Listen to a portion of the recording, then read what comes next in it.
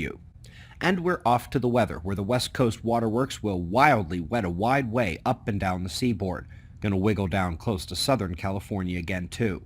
Bit of a positive note for Australia, as it appears the cloud line across the southeast is planning to drop rain on various portions of the bushfire-affected area.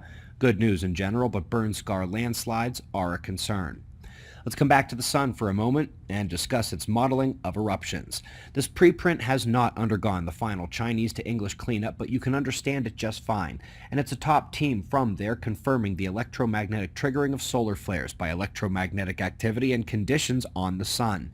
Not only should these one day help forecast solar flares, but the more we look into a strictly magnetic triggering, the bigger the sun's maximum blast could theoretically be. Speaking of blasts, couldn't believe this when I saw it, so most of the gold on Earth is atomized and spread around the world and the oceans.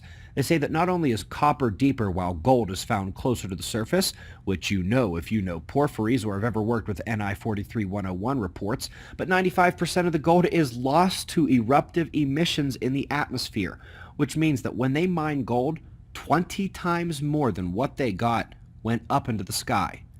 Moving on to an event that takes place today, you can attend online or in person. Woods Hole scientists to give a briefing on climate matters, and I am very curious to know if they have an update on the Beaufort Gyre. Plus, they want to talk mitigation strategies, so I'm curious if they are for or against playing God in the sky. Up next, folks, Sprite Lightning, where the global electric circuit surge of the flash sends an overdensity through the current that breaks out at the ionosphere. They are finding that a ton of not water is produced by those blasts. Careful not to read that as H2O.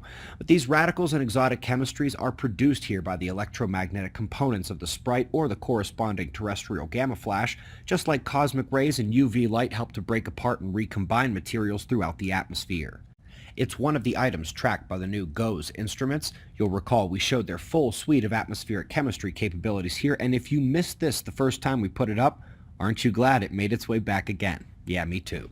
But now we're going to go to some more complex space science news, but we'll ease our way in with a very pretty shot of Mars polar dust storms, streams coming off the isolated exposed.